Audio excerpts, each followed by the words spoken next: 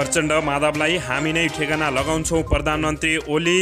KP Sharma Oli communist राजनीतिमा कुहिएको अन्डा जस्तै भइसके पुष्पकमल दाहाल प्रचण्ड।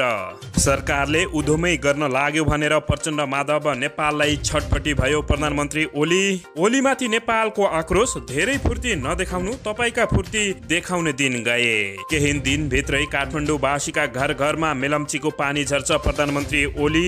संसदीय दलको बैठकमा 115 जना संसद उपस्थित भएको ओली पक्षको दाबी। अन्ततः नेत्र विक्रम चन्द, मोहन वैद्य र सीपी गजुरेल एकै ठाउँमा के हुँदैछ रणनीति पूरा जानकारी र प्रतिनिधि सभा गतिविधिमा सक्रियतापूर्वक केन्द्रित हुन ओलीको निर्देशक। अब हेर्नुहोस् पूरा समाचार। दर्शकबिन नमस्कार, तपाईहरू यति बेला हेर्दै हुनुहुन्छ युवा नेपाली युट्युब च्यानल। दर्शकबिन, यदि हाम्रो च्यानल युवा नेपालीसँग अझै पनि सब्स्क्राइब गरेर जोडिनु भएको छैन भने सब्स्क्राइब गरी जोडिनुहोला। यो भिडियोलाई अन्तिमसम्म हेरी सक्दो सेयर र लाइक गर्न पनि नभुल्नुहोला। दर्शकबिन, प्रधानमन्त्री केपी शर्मा ओलीले सरकारले विकास निर्माणको काममा तीव्रता दिएकोले हटाउन लागेको आरोप समेत लगाएका छन्। प्रचण्ड माधवलाई हामी नै ठेगाना लगाउँछौँ भन्दै प्रधानमन्त्री केपी शर्मा ओलीले चुनौती समेत दिएका छन्। मेलम्चीको पानी सुन्दरी जलमा खसाल्ने कार्यक्रममा शनिबार सम्बोधन गर्दै उनले त्यसमा आफ्नो पार्टीका नेताहरू लागेको समेत बताएका छन्। यो सरकारले उद्यम गर्न लाग्यो, यसलाई तुरुन्तै ढाल्नु पर्यो भनेर केही गर्दा ढाल्न सकिन्छ कि भन्ने हाम्रै पार्टीका हौं भन्ने केही काङ्ग्रेस कहाँ दुईटाले दायाँ बायाँ औठाका सही छाप गरेर निवेदन हाल्न गएका छन्। दुईजना एक हल निवेदन हाल्न गएका छन्। काङ्ग्रेस कहाँ लौन यो केपी ओलीले त उद्यमै गर्न लाग्यो, हटाउँ यसलाई हटाउन कम से कम तपाईहरूले नेतृत्व लिइदिनु पर्यो उनले भनेका छन्। उनले प्रत्यक्षमा 116 सिट जितेको पार्टी भत्काएर 23 सिट जितेको काङ्ग्रेसलाई नेतृत्व गरिदिनु पर्यो भन्न जनताको आदेश हो उनले भनेका छन् भन्दै प्रश्न गरेका छन्। पुष्पकमल दाहाल प्रचण्ड र माधव कुमार नेपालको नाम नलई प्रधानमन्त्री ओलीले उनीहरूले लोकतन्त्र विधि पद्धति र प्रक्रियाको कुरा गर्ने भए पनि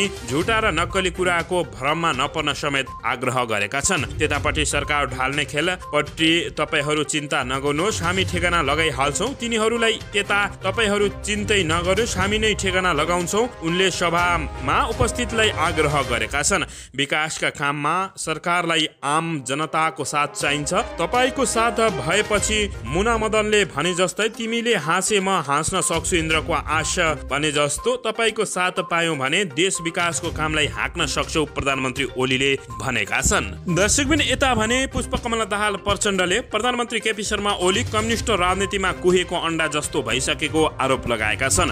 नेपाल कम्युनिस्ट पार्टी नेकपा प्रचण्ड माधव समूहका अध्यक्ष समेत रहेका पुष्पकमल दाहाल प्रचण्डले प्रधानमन्त्री केपी शर्मा ओलीलाई कुहिएको अन्डा जस्तोसँग तुलना गरेका छन्। पार्टी कार्यालय पेरिस डाँडामा आयोजित पार्टी समायोजन तथा पार्टी प्रवेश कार्यक्रमलाई सम्बोधन गर्दै उनले माओ सेतुङले कम्युनिस्टहरू अन्डा जस्तै फाइदाजनक हुन्छन् तर बिग्रिए भने कुहिएको अन्डा जस्तै हुन्छन् भनेको प्रसङ्ग स्मरण गर्दै ओली पनि कुहिएको अन्डा जस्तै भएको टिप्पणी गरेका छन्। उनले भने एकपटक माओ सेतुङले बिग्रेका कम्युनिस्टको बारेमा भन्दा सरल उदाहरण दिँदै भन्नुभएको थियो, अन्डा स्वास्थ्यका लागि स्वास्थ्यवर्धक हुन्छ तर अन्डा कुहियो भने त्यो भन्दा गन्दा केही पनि हुँदैन। उनले अगाडि भने कम्युनिस्टहरू राम्रा हुन्छन् तर कुहेर गनाउन थाले भने त्यसभन्दा नराम्रो कोही हुँदैन। अहिलेका केपी ओली त्यही कुहिएको अन्डा हुन् भन्दै उनले भनेका छन्। कार्यक्रममा प्रचण्डले पार्टीमा प्रवेश गरेका नेता कार्यकर्तालाई उनीहरूको क्षमताका आधारमा उचित जिम्मेवारी पनि दिइने बताएका छन्। त्यस अवसरमा उनले विप्लव शान्तिपूर्ण राजनीतिमा आउनु खुसीको कुरा भएको र एक दिन यसै गरी मूल पार्टीमा फर्कने पनि विश्वास व्यक्त गरेको बताएका छन्। देशको भाग्य र भविष्य भनेकै युवाकै हातमा रहेको पनि उनले बताएका छन्। उनले कम्युनिस्ट आन्दोलन वैज्ञानिक भएको र यो कुनै रूढिवादी किसिमको नहुने समेत स्पष्ट पारेका छन्। दर्शकबिन, यसैबीच यता अन्ततः नेत्र विक्रम चन्द, मोहन वैद्य र सीपी गजुरेल एकै ठाउँमा उपस्थित भएको देखिएको छ।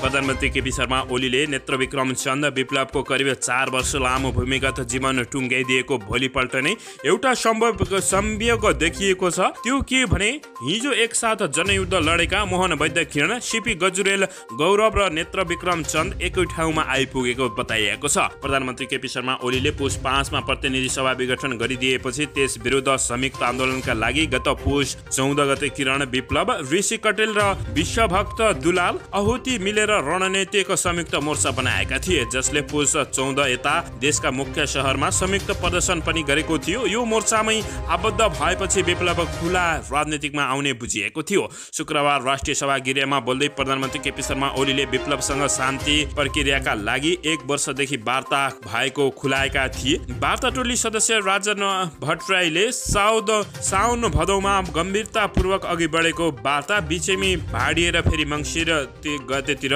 लिएको बताइएको थियो। अन्ततः नेत्र विक्रम चन्द, मोहन वैद्य र सीपी गजुरेल भने एकै ठाउँमा देखिएकोमा यति बेला आश्चर्य नेपाली जनमानसहरूले गरिरहेका छन्। दर्शक पनि यता भने नेपाल कम्युनिस्ट पार्टी नेकपा ओली समूहले संसदीय दलको बैठकमा 115 जना सांसद उपस्थित भएको दावी गरेको छ।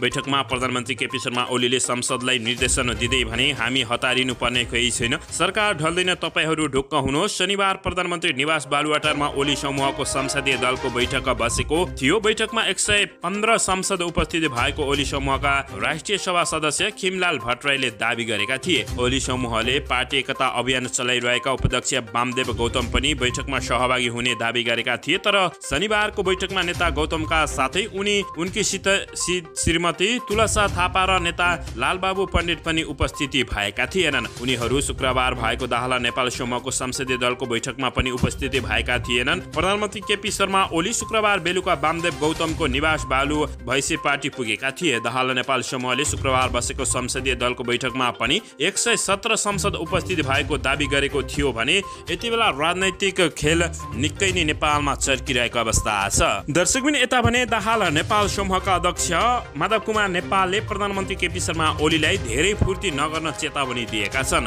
शनिबार केन्द्रीय कार्यालय पेरिस डाँडामा आयोजित पार्टी समायोजन तथा प्रवेश कार्यक्रममा बोल्दै नेपालले यस्तो चेतावनी दिएका हुन्। नेपालले आफूले अन्तिम मौका दिएको भन्दै प्रधानमन्त्री ओलीलाई राजीनामा दिएर थोरै भए पनि नैतिकता जोगाउन आग्रह समेत गरेका छन्। केपी ओलीलाई पनि हामी अन्तिम मौका दिइरहेका छौँ, राजीनामा दिनुहोस्, नैतिकताको सानो अंश भए पनि देखाउनुहोस् उनले भनेका छन्। नभए इतिहासमा तपाईँ सधैँभरि कलङ्कित मात्रै हुनुहुनेछ, धेरै फुर्ती नदेखाउनुहोस्, तपाईँका फुर्ती देखाउने दिन गए भन्दै उनले चेतावनी दिएका छन्। सर्वोच्च अदालतको फैसलाले संविधान र मुलुकको राजनीतिक दिशालाई सही बाटोमा लैजाने काम गरेको उनले बताएका छन्। उक्त फैसला ऐतिहासिक भएको उनले बताएका हुन्। पार्टी अध्यक्ष तथा साधारण सदस्यबाट हटिसक्दा पनि प्रधानमन्त्री ओली पदमा बसिरहेको देखेर दुनिया नै चकित भएको नेपालले बताएका छन्। ओलीमाथि नेपालको आक्रोश पोख्दै धेरै फुर्ती नदेखाउनुहोस्, तपाईँका फुर्ती देखाउने दिन गए भन्दै कुमार नेपालले उनलाई चेतावनी दिएको बताइएको छ।